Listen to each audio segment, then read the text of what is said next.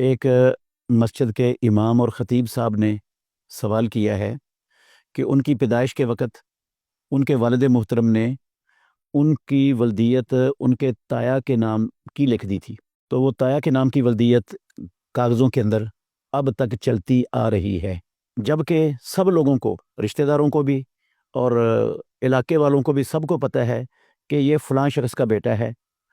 تو صرف کاغذات میں اس میں تائے کا نام لکھا ہوا ہے۔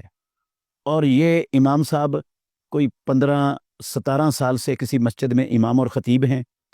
تو اب مسجد بعض لوگوں نے ان کو اس لیے امامت اور خطابت سے روک دیا ہے کہ آپ کے والد کا نام کاغذات میں غلط لکھا ہوا ہے، لہٰذا آپ جماعت کروانے کی اہلیت نہیں رکھتے، اور ان کو جو ہے نا وہ جماعت کرانے سے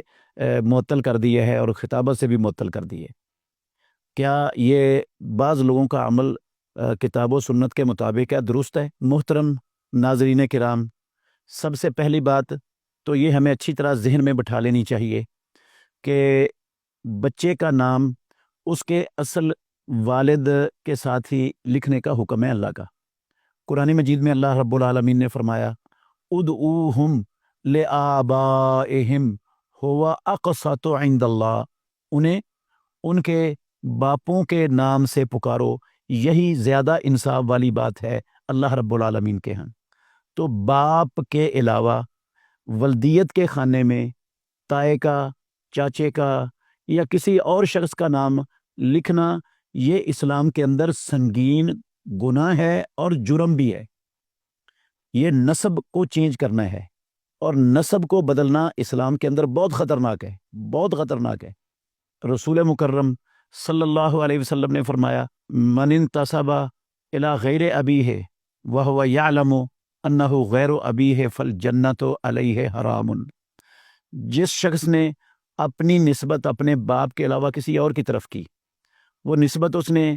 چاہے زبانی کلامی کی، چاہے گورنمنٹ کے تمام کاغذات میں کی ہے تو غلط ہی، وہاں کاغذات میں بھی غلط ہے، وہ بھی شریعت کے منافی ہے، تو جنت ایسے شخص پر حرام ہے، یہ جنت میں نہیں جا سکتا۔ اس سے آپ اندازہ لگائیں کہ کتنا سنگین جرم، اور یہ حدیث صحیح بخاری شریف کی ہے، کتنا سنگین جرم ہے یہ باپ کے علاوہ کسی اور کی طرف نسبت کرنا۔ لیکن اس میں مذکورہ امام اور خطیب صاحب کا تو کوئی قصور ہے ہی نہیں، یہ قصور تو اس کے والد کا ہے یا اس کے تائے کا ہے اور خاندان والوں کا ہے، اس کا قصور نہیں ہے۔ اور اس کو بھی اس کے سوال کے مطابق علم نہیں تھا پہلے کہ ایسا جو ہے نا شریعت کے اندر جرم ہے، حرام ہے اور غلط ہے۔ اب ان کو علم ہو گیا ہے اور وہ اس کو چینج کروانے کی کوشش کریں گے۔ یہ جو فتویٰ دے دیا ہے نا بعض لوگوں نے کہ یہ امامت کے قابل نہیں ہے، یہ امام نہیں بن سکتا، یہ زیادتی کی گئی ہے امام صاحب پر اور خطیب صاحب پر، یہ غلط ہے۔ بھئی وہ اس کو چینج کروا دے گا، چینج ہو سکتا ہے، اس کے لیے وقت لگتا ہے، تو چینج کروائے گا وہ انشاءاللہ الرحمن حدیث کے مطابق۔ اس کے لیے جائز نہیں ہے کاغذات میں بھی تائے کی طرف نسبت کرنا، باپ کی جگہ پر تائے کا نام لکھوانا، وہ تایا تو باپ ہوتا ہی نہیں ہے، ہی نہیں ہے وہ۔ لیکن اس کو اس وجہ سے امامت سے خارج کرنا، نہ تو وہ کافر ہوا ہے اس سے اور نہ وہ مشرک ہوا ہے اس سے۔ جب کوئی بندہ کافر بھی نہیں، مشرک بھی نہیں، ایمان والا ہے،